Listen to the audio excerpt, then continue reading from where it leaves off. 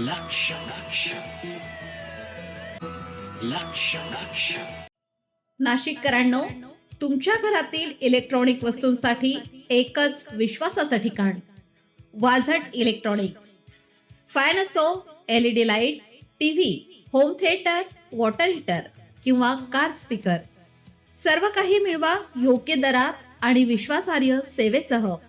पत्ता: रामालय हॉस्पिटलच्या बाजूला, भगवती मिसळच्या मागे, पंचवटी कारंजाजवळ, नाशिक. संपर्क: 96 89 78 68 17. वाझट इलेक्ट्रॉनिक्स, गुणवत्ता आणि विश्वासाचं प्रतीक. मखमलाबाद रोड गामणेवाडा ते शांतीनगर रस्त्याच्या रखडलेल्या कामामुळे नागरिक त्रस्त. महापौरांकडे निवेदन सादर. गामणेमळा ते शांतीनगर या मार्गावरील रस्त्याचे काम गेल्या 20 ते 25 दिवसांपासून रखडल्यामुळे परिसरातील नागरिकांना मोठ्या गैरसोयीला सामोरं जावं लागत आहे. संबंधित रस्ता अंशतः एकेरी वाहतुकीसाठी खुला ठेवून खोदकाम करण्यात आलेला आहे. मात्र त्यानंतर कामबंद अवस्थेत असल्याने वाहतूक कोंडी, धूळ आणि अपघाताचा धोका वाढला आहे. नागरिकांच्या म्हणण्यानुसार या प्रकरणी संबंधित अधिकारी आणि लोकप्रतिनिधींशी संपर्क साधण्याचा प्रयत्न केला असता ते फोन उचलत नसल्याची तक्रार आहे. काही वेळा फोन उचलल्यास उडवाउडवीची उत्तरे देणे किंवा अरेरावीने बोलणे असे प्रकार घडत असल्याचं समोर आलं आहे. कंत्राटदारांशी संपर्क साधण्याचे प्रयत्न देखील निष्फळ ठरत असल्याने नागरिकांमध्ये संतापाचं वातावरण आहे. या पार्श्वभूमीवर नागरिकांनी थेट हिमगौरी अडके, उपमहापौर विलासांना शिंदे, मच्छिंद्रभाऊ सानप यांच्याकडे धाव घेत निवेदन सादर केले. यावेळी नगरसेवक प्रमोद पालवे तसेच समाजसेवक निवृत्ती काकड, चेतन काकड, ऋषिकेश आहेर, परसराम बाबा पिगळे, मच्छिंद्रभाऊ चांगले, सुनील पिंगळे यांच्यासह अनेक मान्यवर उपस्थित होते. निवेदनादरम्यान नागरिकांनी आपली व्यथा मांडत तातडीनं काम सुरू करून पूर्ण करण्याची मागणी केली. यावेळी महापौर आणि उपमहापौर यांनी संबंधित अधिकाऱ्यांशी चर्चा करून लवकरात लवकर काम पूर्ण करण्याचे आश्वासन दिले आहे. तसेच नागरिकांची गैरसोय दूर करण्यासाठी प्रशासनाने तातडीनं पावलं उचलावीत अशी अपेक्षा व्यक्त करण्यात आली आहे. दरम्यान या मार्गावरील वाढती वाहतूक आणि रखडलेले काम लक्षात घेता प्रशासनाने त्वरित कार्यवाही करावी, अन्यथा नागरिकांकडून आंदोलनाचा इशारा दिला जातो आहे. नमस्कार, मी निवृत्ती काकड, शांतीनगर एरियात श्री कॉलनीमध्ये राहतो. आम्ही साधारण 82 साली नाशिक महानगरपालिकेमध्ये नाशिकमध्ये आली. त्यानंतर 92ला ती प्रशासकीय राजवट 10 वर्ष असल्यामुळे नंतर लोकप्रतिनिधी नियुक्ती झाली त्याच्यामध्ये. तेव्हापासून आजपर्यंत मखमलाबाद हा जो परिसर आहे तो प्रत्येक समस्याला तोंड देतोय. त्याच्यामध्ये आमच्याकडनं जे काही टॅक्सेस वगैरे जे जात आहे सगळे ते इतके अतिप्रमाणात आहे आणि आम्हाला ज्या सुविधा मिळत आहे त्याचं जर तुलना केली तर त्या नगण्यपेक्षा नगण्य आहे.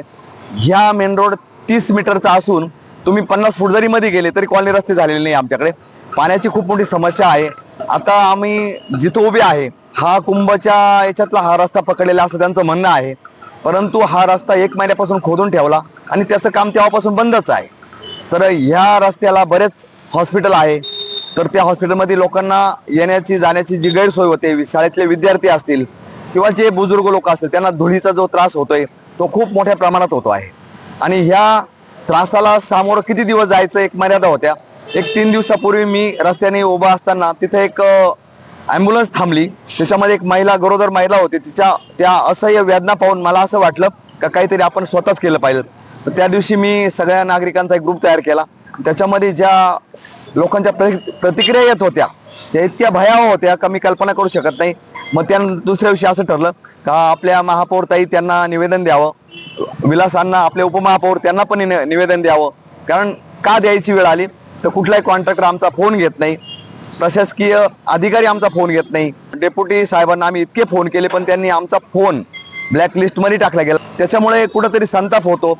जर हे लोक आपल्या सेवेसाठी असतील, लोकप्रतिनिधी पगार शासनाचा घेता म्हणजे आमच्या करातूनच त्यांना पगार जातो ना, तर त्या पगाराच्या मोबदल्यात त्यांनी आम्हाला कमीत कमी आमचा फोन रिसीव्ह करा, त्याची समस्या सांगावा, काय अडचण आहे त्याच्यावरती आपण मार्ग काढता येतील. परंतु कोणी आमच्याकडं बिलकुल दुर्लक्ष करताय आणि ह्या रस्त्याची समस्या कधीपर्यंत सुटेल हे आम्हाला आजपर्यंत कळायला नव्हतं. म्हणून आम्ही गेलो. त्यांनी तातडीनं डेप्युटी साहेबांना बोलून घेतलं, मॅडमनी आणि अण्णांनी. त्यानंतर त्यांनी सांगितलं का असं असं. मग कॉन्ट्रॅक्टरला फोन केला. त्यांनी तातडीनं काम सुरू करतो असं आम्हाला ग्वाही दिली. पण मला आजही वाटतं का माझं काम आजही सुरू नाहीये.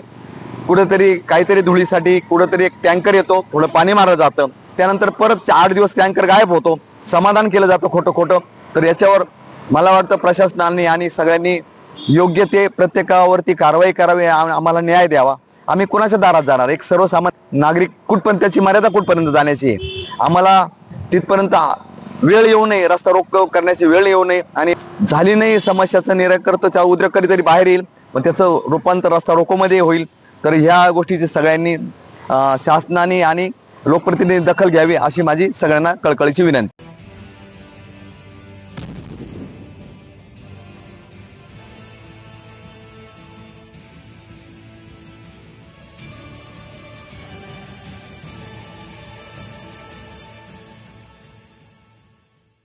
नाशिककरांनो, तुमच्या कारचं रूप बदलायचंय तर एकच ठिकाण लक्षात ठेवा, भंडारी कार डेकोर्स.